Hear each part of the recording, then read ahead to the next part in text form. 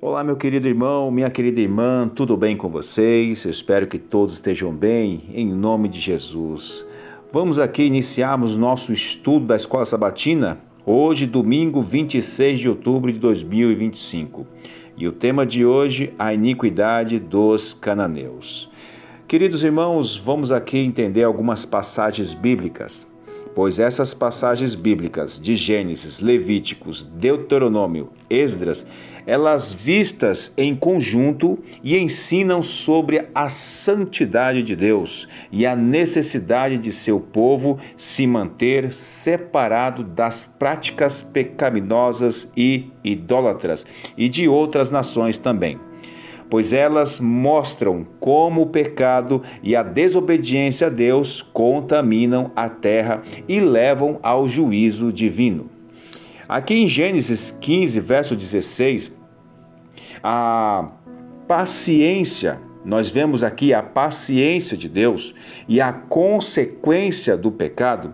Nesta passagem, Deus revela a Abraão que seus descendentes só herdariam a terra de Canaã após 4 gerações, pois a iniquidade dos amorreus não havia chegado à medida completa. E a paciência de Deus tem um limite, meus amados. Ele dá tempo para que as pessoas e nações se arrependam, mas o juízo é inevitável, não é mesmo? Quando a maldade atinge o seu limite. E agora aqui no livro de Levíticos, capítulo 18, verso 24 a 30, vemos que a contaminação da terra por práticas pecaminosas. Esta seção detalha as proibições de Deus contra uma série de imoralidades sexuais e práticas pagãs, pois Deus adverte que essas práticas contaminaram as nações de Canaã e por isso a terra vomitou seus habitantes. Olha que triste isso. Outro detalhe importante também é que o pecado não afeta apenas o indivíduo. Ele tem um efeito contaminante sobre toda a terra e a comunidade, pois a obediência a Deus protege a pureza da nação e evita o juízo. Agora, aqui no livro de Deuteronômio 18, verso 9 a 14, podemos ver que a proibição de práticas ocultas, Moisés instruiu o povo de Israel, ao se aproximar da terra prometida, a não seguir as abominações das nações vizinhas. Essa passagem também ela fala sobre da proibição das práticas como adivinhação, feitiçaria e consultar aos mortos. Então, queridos, essa passagem nos ensina que Deus é a única fonte verdadeira de orientação e buscar conhecimento ou poder através de meios ocultos é abominável para Ele. E aqui entendemos que o povo de Deus deve ser íntegro e confiar somente no Senhor. Amém? Muito bem.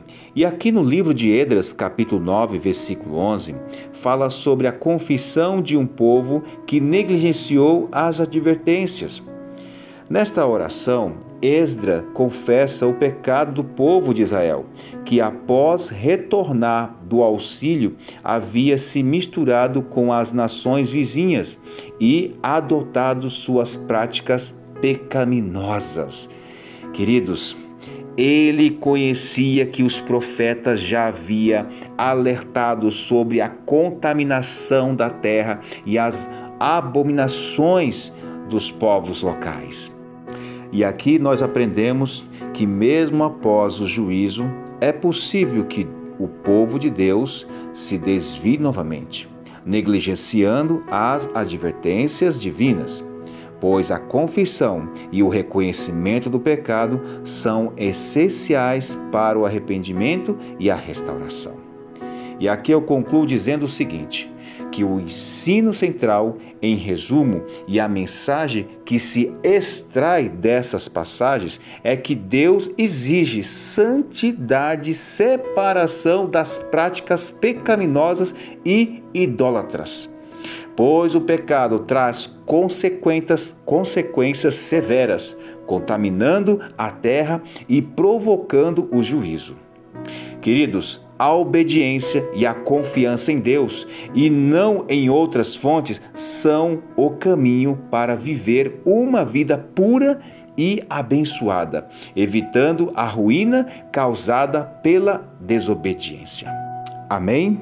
Muito bem. E aqui nós entramos na pergunta do autor da lição. Ele faz a simples pergunta: o que esses textos nos dizem sobre o plano maior de Deus em oferecer a terra de Canaã aos israelitas? Meus amados, em tudo que nós já lemos, observamos texto por texto, versículo por versículo, entendemos que o motivo maior para Deus expulsar da terra os cananitas e dar local para Israel é que isso era como um juízo sobre os habitantes dali, que praticava diversas abominações como idolatria, cultos aos mortos, sacrifícios humanos e feitiçaria. E por fim, meus amados, os habitantes de Canaã foram largamente avisados por Deus de seus pecados, mas, infelizmente, eles nunca se arrependeram. E por isso Deus o julgou e determinou que fosse expulso daquela terra. Que o nosso Deus nos ajude, amados. Que nós possamos permanecer firmes no Senhor. Continue orando, continue estudando, continue perseverando. Deus vai nos dar força. Ele está à frente dessa guerra. Nós venceremos porque Jesus já venceu.